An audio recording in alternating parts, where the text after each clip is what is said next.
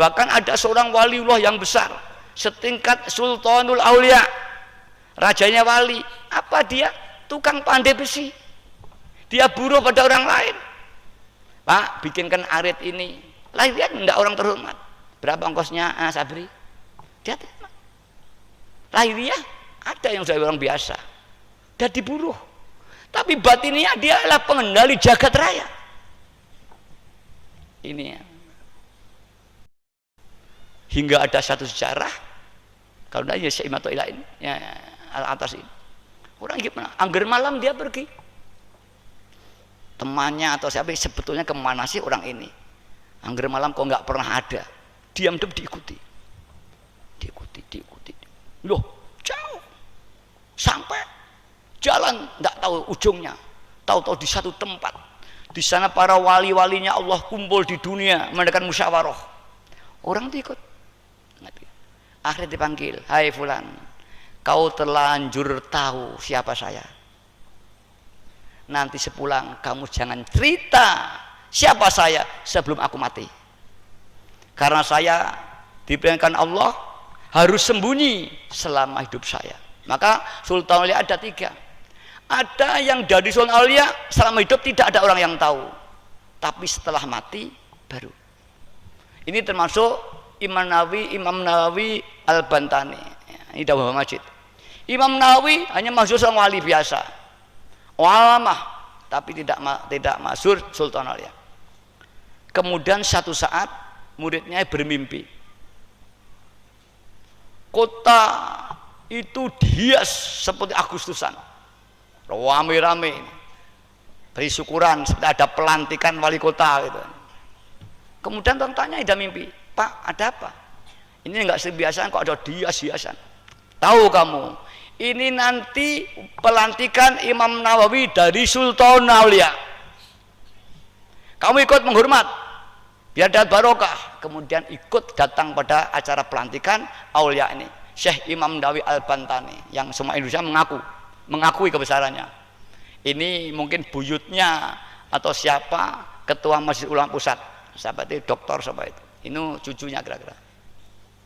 Kemudian pagi dia matur kepada Imam Nawawi, ya Imam Nawawi, ya guru saya, tadi malam aku bermimpi, diceritakan, wahai muridku, aku dilarang untuk memberitahu siapapun sebenarnya diriku. Kau terlanjur diberitahu Allah, tolong jangan cerita pada siapapun juga sebelum kematian aku nanti. Maka Imam Nawawi tidak tampak. Baru setelah Imam Nawawi wafat, orang ini baru berani cerita. Akhirnya Imam Nawawi masyhur seorang Sultanul Aulia. Ini yang pertama. Yang kedua, ada yang wenang, boleh menampakkan, boleh tidak melihat situasi. Ini diperlukan, dia menampakkan siapa saya, siapa. Caranya bagaimana? Ya bukan seperti sampean, aku wali, bukan begitu. Lah itu kan kampanye kepala desa namanya itu. Tidak ada seorang wali bicara, tidak ada saya wali, tidak ada. Ini alam gaib semua. Para malaikat semua berteriak melalui mimpi-mimpi orang semua. Ini bedanya. Bahwa beliau adalah seorang waliullah. Bermimpi tidak terus iki wali, enggak. Bermimpi umumnya ulama. Dan barang siapa telah diangkat Allah, Allah mengumumkan kepada semua jagat raya dengan lisanul malakut. Orang kami inilah wali saya, inilah wali saya. Ada yang mimpi, ada yang melek-melekan. Bahkan orang-orang yang mati semua nyampaikan inilah walinya Allah, inilah wali Allah. Hingga dia masyhur wali Allah. Kemudian situasi tertentu dia tidak. Ada yang wajib. Kamu harus proklamasi menampakkan diri seorang waliullah yang besar, walau risikonya mati nanti. Kalau enggak, dipecat. Termasuk Imam Sadali ini, ketika dia di Maroko, kemudian dia medar ilmu itu dikontrasi, pasti dimusuhi orang. Karena apa? Medar ilmunya sangat tinggi, yang sebelumnya dia hanya dikenal sebagai orang biasa. Seperti Kanjeng Nabi, seorang angon wedhus medar ilmu wahyu. Siapa percaya? Tidak akan ada percaya. Ini hukum alam. Perang. Dan akhirnya kebesaran Allah yang menang. diakui Muhammad sebagai nabi. Imam Ghazali sama, ditontang, yang tentang sama ulamanya. Kalau orang becak tidak mungkin nentang, yang nentang mesti selevel, nggak ada orang bermusuhan tidak selevel, nggak ada. Wah, akhirnya Imam Ghazali diperintah, kamu hijrah dari Maroko ke Mesir, berjalannya 8.000 km, kendaraan belum ada mobil, adanya unta atau kuda, coba, dan kamu nanti akan mempunyai murid 40 orang yang jadi waliullah, walinya Allah SWT. Imam Ghazali karena ditemui Rasulullah berangkat ke Mesir. Dalam perjalanan, ulama dekatnya tadi sudah mengirim surat pada raja bahwa nanti akan ada ajaran sesat di Mesir nanti. Langsung dicekal Imam Ghazali itu. Ruang geraknya dipersempit, sama. Nabi juga itu sunatullah. Jadi kalau ada saudara yang belum paham, itu sudah sunatullah. Dan alhamdulillah setelah 50 tahun ini Pak Hidayah menjadi besar. Apa terjadi? Ya akhirnya Imam Ghazali memberi hadiah kepada raja. Dia mengirim perak 1 kintal, didoakan dari jauh menjadi emas. Jadi hukum maaf hadiah itu masa ada aja, jauh kalah. Nah, dari itu menjadi hubungan baik antara Imam Ghazali dengan raja itu. Dan Imam Ghazali mulai dan punya murid banyak Imam Ghazali itu. Para hadirat, ini para sultan aulia, dan ini adalah diangkat oleh Allah Subhanahu wa Ta'ala. Insya Allah nanti ini sulit sekali guru yang hakiki ada yang demikian ini, yang dikatakan ya damul murabun fi akhir zaman. Tidak ada guru di akhir zaman. Murabun itu pendidik bukan pengajar. Pengajar dengan pendidik berbeda, tarbiyah dengan ta'alum berbeda, dengan taklim berbeda. Kalau taklimul ilmi itu menyampaikan informasi. Kalau mendidik tarbiyah, mendidik, membentuk kepribadian mulai proses penerapan dan ilmu. Ini mendidik. Sehingga ada satu SDM sosok yang jadi. Kalau taklimul ilmi hanya proses pengajaran, sekedar mentransformasikan ilmu.